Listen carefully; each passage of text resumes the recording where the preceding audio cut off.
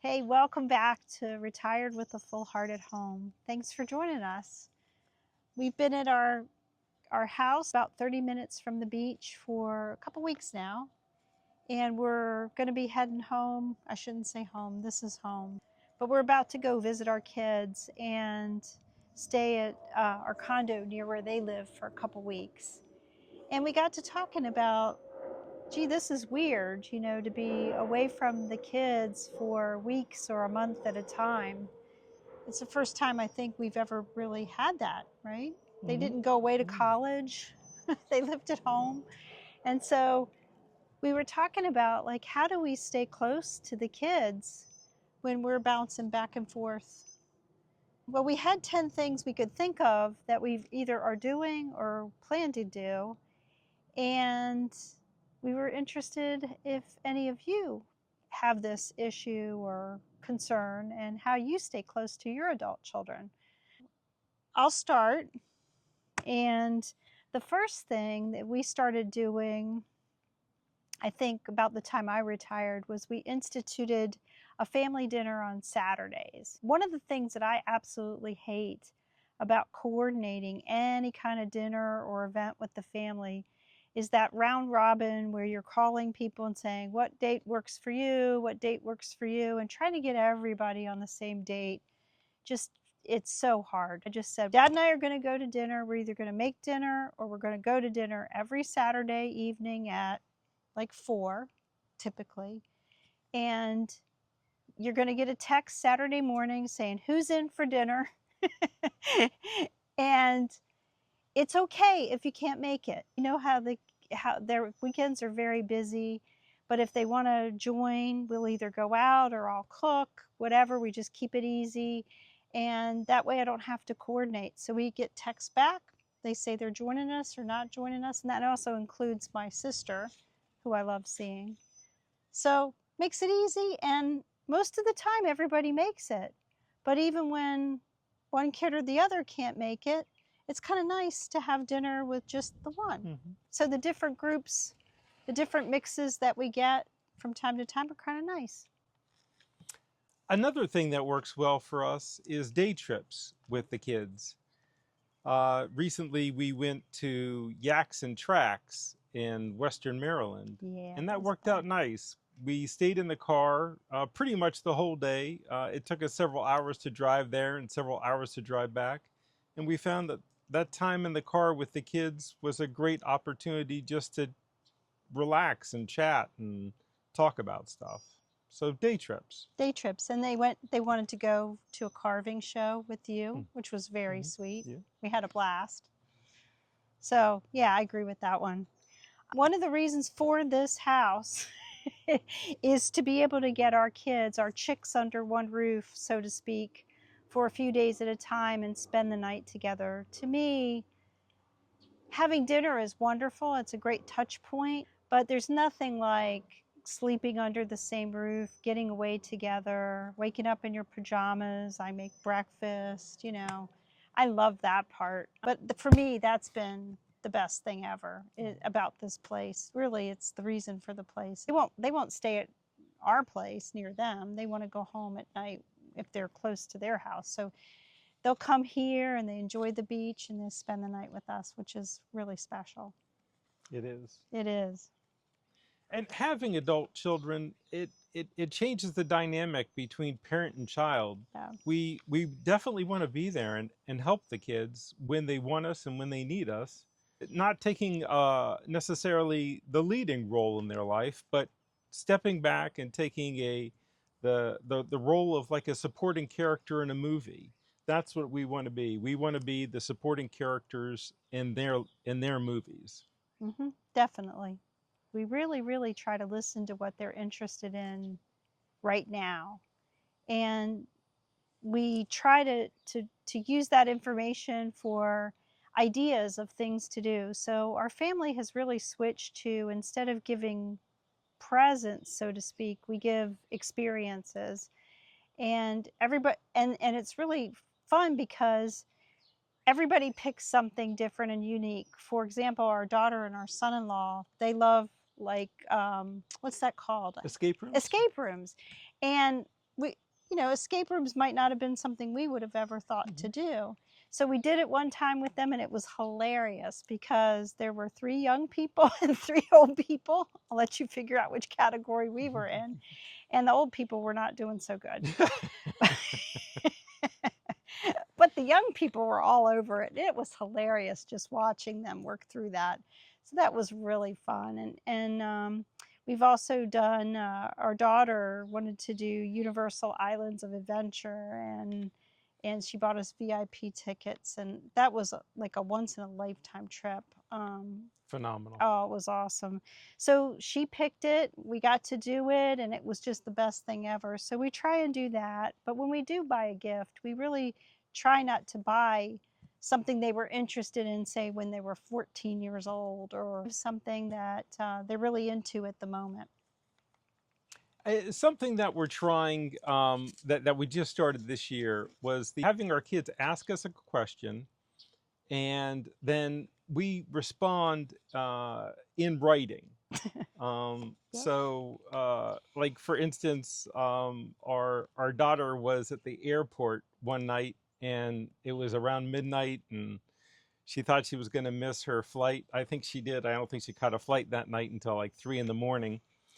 And so she emailed us and said, here's a question I'd like you guys to address. Tell me about a wacky travel experience. And so that just enabled us to write out a nice story for her about our experiences traveling in airplanes over the years. Yeah.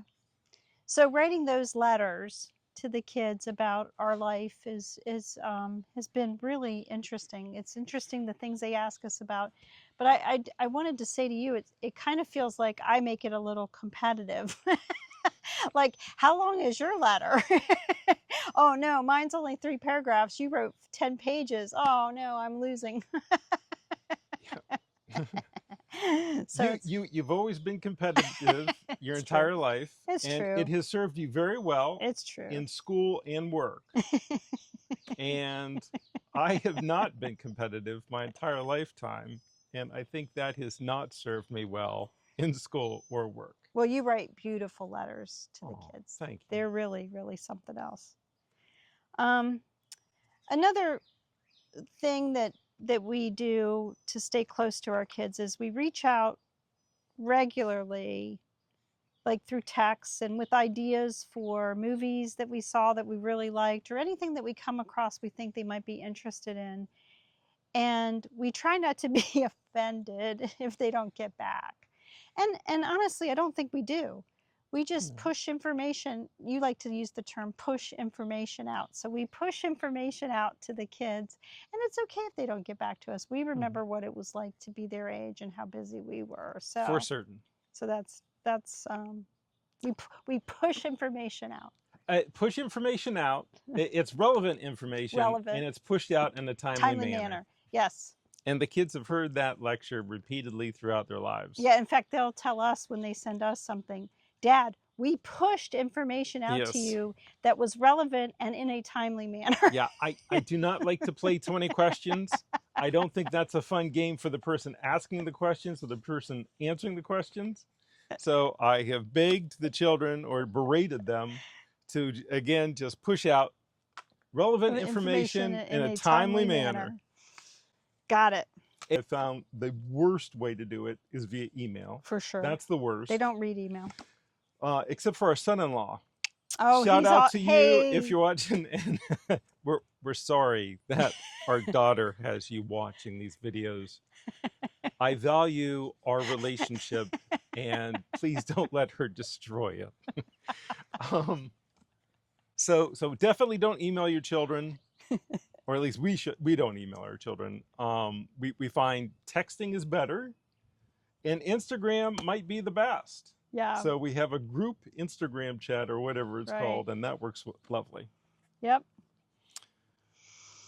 All right. Am I next? You're next. Okay. Having your own interests.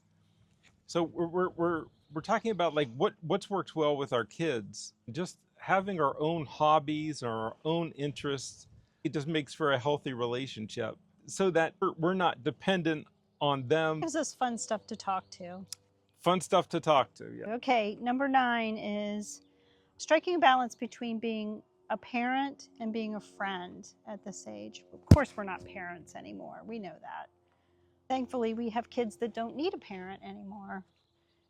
Yep. Amen. Thank you for that. But I don't want to be in the friend category either. I feel like I'm much closer than a friend. They only have one mom and one dad. And while we're here, we want to be their mom and dad. We're much deeper than a friend. You know, we're going to be in their corner no matter what, and we're going to be loving and That's right. supporting them. Yep. We want to help them as much as we can. Anyways, we just want to be more than a friend, but also not cross that line into parenting an adult child. Nope. Right. We're done with that. Yep. You get the last one, hon. You get the Last final thing word. is we enjoy having a real relationship, not a relationship that's built on superficial things. Right. Where you have deep conversations and honesty. Honesty, candor. Yep. I spoke earlier asking the kids to push out relevant information, but that I also direct that advice to myself. It's a complex issue, but I suppose on the topic of would I rather discuss too much information, TMI, or too little information, I'd rather the kids at least hear the story from me. They tease you if you get to, you know, you share too much, they'll let you know. Anyways. But they normally don't. I think they normally appreciate the context. I think they do too. I think they appreciate the insight.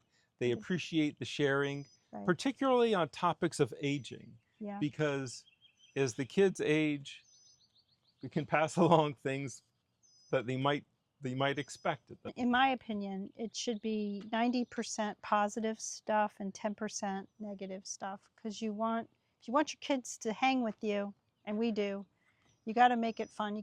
I can't be a Debbie Downer about things, and you know, all at the same time, I don't want to be superficial. And anyway, that was good, hon. All right, with that, should we end it here? Oh, and I don't know if you want to say this. What's that? Whether we can air is we like we like watching Rob the Maritimer. Yes. Oh gosh. Rob the Maritimer. What a great channel. If you haven't watched Rob. Yeah. And Rob talked to us about these mics, these DJI mics. Yeah. And so we're trying them out. So we can get out of the kitchen. We apologize. Hopefully the audio. Yeah, the audio has been bad at times. We'll be packing up and driving back to see our kids. And so if you have any ideas for us, please let us know. I'm always looking for good ideas, creative ideas on how to engage with adult children. And we really appreciate it, and we hope to see you in the next video. Tell me, hit record. Don't tell me. I was